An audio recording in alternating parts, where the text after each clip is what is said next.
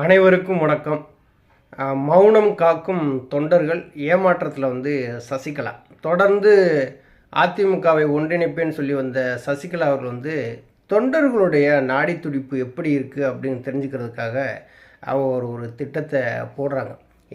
எல்லா செய்தியாளர் சந்திப்பில் அவங்க என்ன சொன்னாங்க அப்படின்னா, நான் அதிமுக ஒன்றிணைப்பேன், எல்லோருமே ஒரே குடையின் கீழே இருந்தவங்க தான், அதுக்கான முயற்சியை தான் நான் செஞ்சுட்டு வர்றேன் அப்படின்னு சொல்லி ஒவ்வொரு செய்தியாளர் சந்திப்புலேயுமே சொன்னாங்க. ஆனால் சொன்னதோடு விட்டுட்டாங்க. ஆனால் அந்த அதிமுகவை ஒன்றிணைக்கிற முயற்சியில் ஈடுபட்டாங்களான்னு சொல்லி பார்த்தோம்னா அது இல்லைங்கிறது மாதிரி தான் தெரியுது. ஏன்னா 2024 பாராளுமன்ற தேர்தலில் அதிமுக ஒன்றிணைச்சிருக்கணும். அதற்கான ஒரு வழிமுறைகளை அவங்க கடைபிடிக்கலைங்கிறது நமக்கு நல்லாவே தெரியுது. இப்போ கடந்த சில நாட்களுக்கு முன்னாடி பார்த்தீங்கன்னா, திடீர்னு ஓபிஎஸ், டிடிவி தினகரன், எடப்பாடி பழனிசாமி அணிகளுக்கு உள்ளே இருக்கிற ஆதரவையும் அந்த அணிகளுக்குள்ளே இருக்கிற தனது ஆதரவாளர்களையும் தெரிஞ்சுக்கிறதுக்காக ஒரு படிவத்தை தயார் செய்து அந்த படிவத்தில் கிட்டத்தட்ட ஒரு 15 கேள்விகள் கேட்கப்படுறாங்க. அதில் 2017 என்ன பொறுப்பில் இருந்தீங்க அது வரைக்குமே கேட்டு அந்த படிவத்தை பூர்த்தி செய்து எங்களுக்கு அனுப்புங்க அப்படின்னு அந்த படிவம் வெளியானது.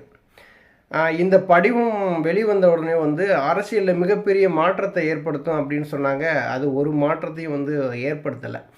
எல்லாருக்குமே சசிகலா மீது மிகப்பெரிய அதிருப்தி இருக்கிறது நமக்கு நல்லாவே தெரியும். அம்மாவினுடைய அரசியல் வாரிசாக இருக்கக்கூடிய ஐயா ஓபிஎஸ் அவர்கள்ட்ட அந்த முதலமைச்சர் பதவி திரும்பி வாங்கினதுலேருந்து, அதற்கடுத்து எடப்பாடி பழனிசாமிகிட்ட கொடுத்து அந்த முதலமைச்சர் பதவியை திருப்பி பெற முடியாத ஒரு சூழ்நிலை ஏற்பட்டது.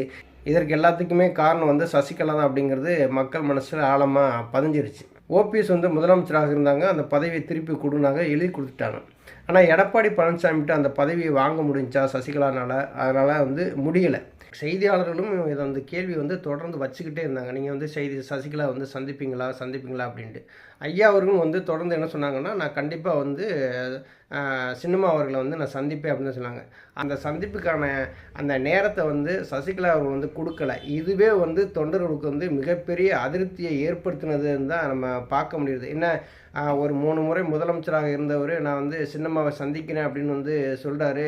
ஆனால் சசிகலா அதுக்கான ஒரு பதிலையும் சொல்லலை, சந்திக்க இந்த நேரத்தையும் கொடுக்கல. இப்படி இருந்தால் இவங்க எப்படி அதிமுகவை ஒன்றிணைப்பாங்க அப்படிங்கிறதையும் தொண்டர்கள் யோசிக்க ஆரம்பிச்சிட்டாங்க. தொண்டர்கள் அந்த படிவத்தின் மீது அதிகமாக உற்சாகம் எதுவும் காட்டலை. ஃபுல்லப் பண்ணி அனுப்பணும், நம்ம இந்த பொறுப்பில் இருந்தால் அப்படிங்கிறலாம் எந்த விதமான ஆர்வமே காட்டலை. அவங்கவுங்க அமைதியாக இருங்க ஆரம்பிச்சிட்டாங்க. ஆனால் சசிகலா அவர்களுக்கு மிகப்பெரிய ஏமாற்றத்தை ஏற்படுத்துது.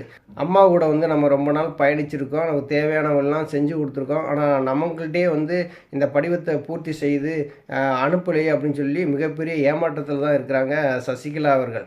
ஜூன் 4க்கு பிறகு கட்சியை இணைக்க மிகப்பெரிய ஒரு முயற்சிகள் ஏற்படுவதாகவும் சசிகலாவுடைய ஆதரவாளர்களும் தெரிவிக்கிறாங்க. இன்னைக்கு சூழ்நிலையில் இந்த அரசியல் சசிகலா அவர்களை நோக்கி போகலை அப்படிங்கிறது மட்டும் நல்லா தெரியுது. ஐயா ஓபிஎஸ் அவர்களையும் டிடிவி தினகரன் அவர்களுமே நோக்கி தான் இந்த அதிமுகனுடைய அரசியல் நகர்ந்து போகுது. இங்கே இருக்கிற தொண்டர்களுமே அதை தான் விரும்புகிறாங்க. எடப்பாடி பழனிசாமி இந்த கட்சிக்கு செய்த துரோகத்தை தொண்டர்கள் மறக்கலை.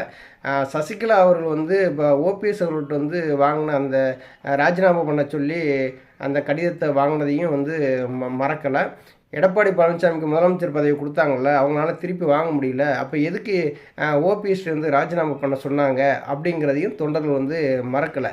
இந்த அரசியல் எதை நோக்கி பயணிக்குது அப்படின்னா, ஐயா ஓபிஎஸ் அவர்களுடைய தலைமையை தொண்டர்கள் தயாராகிட்டாங்க. எடப்பாடி பழனிசாமியுடைய நிர்வாகிகளுமே தயாராகிட்டாங்க. இப்போ சசிகலா அவர்கள் கொடுத்த படிவத்தில் எந்த விதமான உற்சாகமும் காட்டாமல் தான் இந்த 3 அணிகளை சேர்ந்தவங்களுமே இருக்கிறாங்க.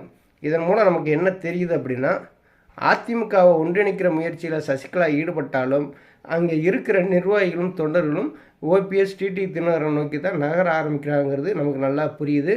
ஓபிஎஸ் அவர்களுடைய தலைமையில் அதிமுக முழுமையடையும். 2026 அம்மாவினுடைய ஆட்சி தமிழ்நாட்டில் அமையும். நன்றி, வணக்கம்.